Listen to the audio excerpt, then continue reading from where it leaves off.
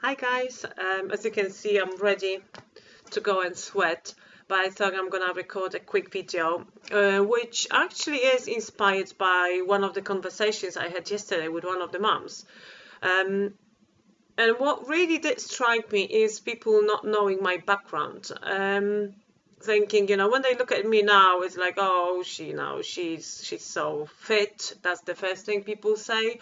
Um, she looks good, she looks healthy, she is healthy, and people assume it's been like that for ages, which is not the truth. Um, my journey started about 3 years ago, 4 years ago. God, times fly by. And my background, I was quite active in high school, but my background is not fitness like for 15, 20 years.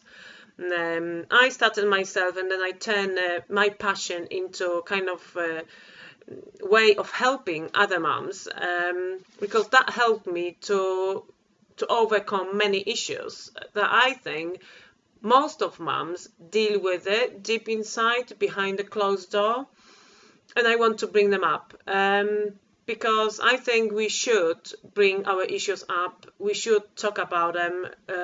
I mean, I'm the last person to judge. I hate labels. I think they just, the names, naming things, they bring such a negative sound to many things. Um, and yeah, so when I say I want to help moms, I mean it, and I know where they're coming from. I used to be size nearly 18, 90, weighing about 90 kilos. Can't remember how much it is in stones. Feeling really low. No confidence, self-esteem was just minus 20.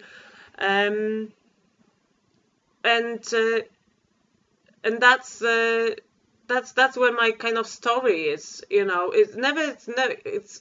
has not been pink and rosy as it is now. I mean, mind you, now it's not pink and rosy either, but I changed. But the topic I want to, before I just go on a god knows where, the topic I want to talk about it today is comfort eating. And it happens very, very, very often to mums, especially mums who stay at home and they've got little kids. Because what else is there, It's like you eat. That's what I did. It was like the child is sleeping. Well, let's have a look if there's something in the fridge, and it's there. And so it is comfort eating, and I think because it's not the motherhood. It's not, especially beginnings are different for everyone. Some of us struggle, some of us don't struggle, and with struggles comes comfort eating. So my comfort eating I turned into food when I was stressed. I was usually in the evening, and as you can imagine, comfort food, well, it wasn't an apple, it wasn't, don't know, celery stick. It was crisps, it was ice creams, it was not so much chocolate, but all the savory things, like cheese. And I used to just eat one after another. So the first food I can give you only my insight. I'm not qualified. I'm not talking about, I'm not saying I'm an expert. I'm just saying it from my experience, how I see it now when I look back. So for me, comfort eating is like an addiction. Uh, you do battle it. You do battle it every single day to start with. Then, when you decide, it's like a vicious circle. When you decide to break the circle, because that needs to come from you, you have to decide to break the circle, which is breakable. It will not break and disappear. It will just break. And then we have to carry on with different actions just to kind of smash it into pieces. So for me, comfort eating, it's something ongoing. It doesn't appear so often as it used to. Like I had it every day, and now I might have it like, I don't know, once in 2 months. It depending, how things are going, whether it's stressful, whether I'm kind of feeling low. And yes, I do feel low sometimes. I don't stay there as long as I used to. I bounce it back quite quickly, but I still experience those days. And those days I really have to push it. So what saved me from comfort eating? Exercising did.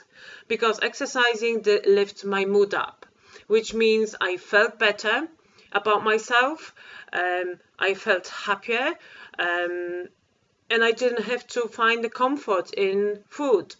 So that's where my kind of breaking circle came from. I started exercising.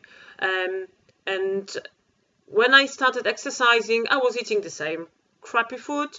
And then because there was no improvement in my training, I started looking into food a bit more deeply and juggling up. And then playing with food, with healthy food, I stopped craving certain things. Because I think when we bring the mood up, when you bring the mood up, you don't seek comfort because you feel good. So I'm not talking about insanity, which I love, but I'm talking about walking, taking a walk, lots of fresh air, go and play with your kids in the garden, go for a jog, don't know, do a few jumping jacks, do squats, do whatever. It doesn't have to be an hour a day. 10, 15 minutes of a kind of more intensive movements that will do. It will kick your circulation up. It will, the oxygen gets in. It's just completely different feeling. And that will kind of sidetrack you from the food. That's what did for me. The other thing is, when you lose that battle, and you do start falling back and you happen to eat for comfort, the worst thing you can do is feel guilty about it, because then the guilt causes you to eat more. Because you feel guilty and you seek comfort and you eat again, and you feel guilty and you seek comfort and you eat again, and it's like on and on, on and on. When you happen to eat for comfort, you did it, fine, forget it. Don't let guilt anchor you, because that's what it will do it. So take day by day. Okay, you might go without comfort eating for, I don't know, 5 days and then slip on the 6th. Well, happens. Just forget it and start over again. But for me was exercising. What I started doing as well, instead of going for crisps and cheese, I started replacing those things. And because I'm a savory person, I started doing, like, I don't know, avocado with chickpeas, mash it up, add a little bit salt, Himalayan salt and garlic, and have a dip with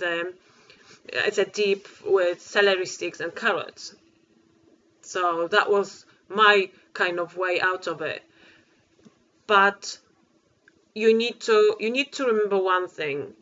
When you start tackling comfort eating, don't think short term. Don't think it that way. Don't beat yourself up if you trip, if you slip. It's a long process. It's a long mental process. And if you approach it that way, and you take little steps towards it, little tiny steps every single day, then you will start regaining control of it, and it will not be feeling like a vicious circle.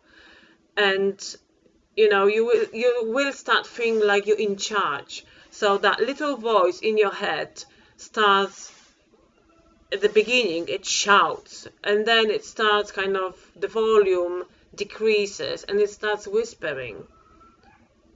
Your good energy gets really loud, and it kind of makes that little voice in your head disappear. So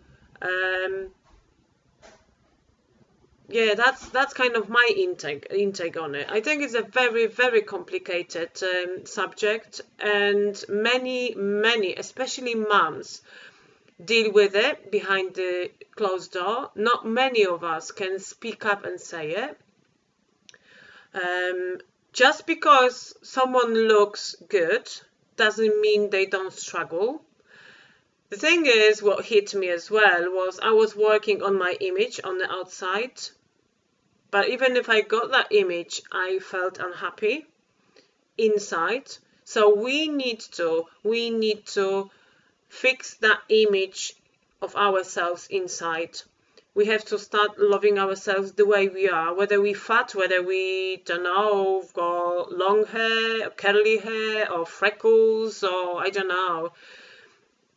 Whatever you think, we used to pick on negative things very often. So yeah, before I go on completely different subjects, which I tend to, I wanted to share this with you because I don't want you to think that I'm not really fit and fantastic mum. I have got my struggles, and when I say I work with mums and I want to help them, it's because I struggled and I found my way on my own because I was too proud to ask for help, and it's taken me years. So reach out if you need any help, if you need, an ear to listen, a shoulder to cry on, or some advice, or however I can be helpful. I really, really mean it. I'm here. The only condition is you need to be ready for change. You need to want to do it, not have to do it. You need to want to do it, and then we can take it from there. So yeah, comfort eating. Start today. Don't say it Monday, next month, when I do this, when I do. Start today with one thing. And I can promise one thing. If you start taking tiny actions, you will start gaining the control. What I cannot promise you is that will happen over the night. It is a long process, and you have to listen to yourself. You need to kind of trick yourself as well, which might sound funny. Is it difficult? Is it easy? Heck no. Is it worth it? Well, I think I'm a proof it is worth it. You as a mom become happier. Your kids see you completely different. They're happier. All the relationship and energy just changes. So it is worth every single minute and second of my effort. And as I said, I still have got times I struggle, but I don't let it get on top of me. And if I've got low moments, I never ever stop exercising. I might slip with my eating, but I never stop exercising. This is my thing that's in me, because I know if the minute I stop exercising, I'm going right back. And I swear I don't want to go back. I don't want to be in those dark places, sad places. I want to be in front, and I want to be leading, and I want to show my kids what the life is about. You just own it, and you just do whatever you want.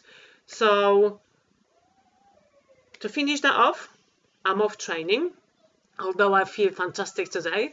Yeah, just don't lose faith. Don't lose faith. Don't be hard on yourself. Don't care what others think. Just start with this little one thing to break that vicious circle, and you will get there. So have a lovely day, have a nice half term, and yeah, I'll speak to you soon.